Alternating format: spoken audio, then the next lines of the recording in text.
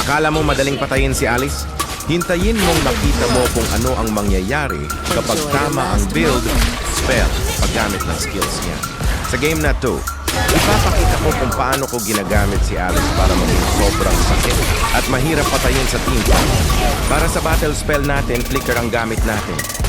Perfect ito kay Alice dahil nagbibigay ito ng extra mobility para makapasok, makalabas o makahabol sa kalaban. Sa early game, huwag agad maging sobrang aggressive. Farm muna, kumuha ng levels at mag-ipon ng advantage. Ngayon, ito ang item build natin. Number 1, Magic Shoes. Para sa cooldown reduction at mas mabilis na rotation. Number 2, Oracle. Malaking tulong para sa sustain at healing ni Alice. Number 3, Concentrated Energy. Dito lalong nagiging annoying si Alex kapag nasa team fight. Number 4, Chastise Pauldron. Extra survivability para hindi agad ma-burst kapag nasa gitna tayo ng laban. Number 5, Queen's Wings.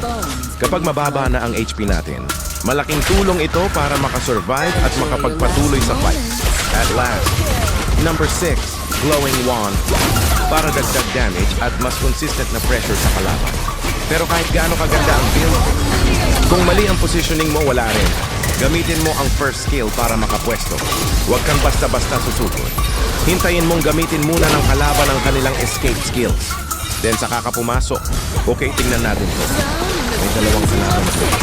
Hindi muna tayo susugod. Hintayin natin ang tamang time. Ayan! First skill! Then papasok tayo. Ultimate on! Flicker kung kailangan nating habulin o baguhin ang positioning. Ito ang nakakainis kay Alice. Akala ng kalaban patay na siya, pero hindi pa. Habang active ang ultimate, kailangan mong bantayan ang HP mo.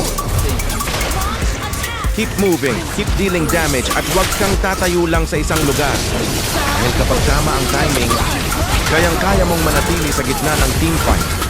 Yan ang Alice build natin. Magic Shoes, Oracle, Concentrated Energy, Chastise Pauldron, Queen's Wings, that Glowing Wand, plus Flicker para sa extra mobility. Kung Alice main ka, comment Alice. Follow para sa mas maraming MLBB gameplay.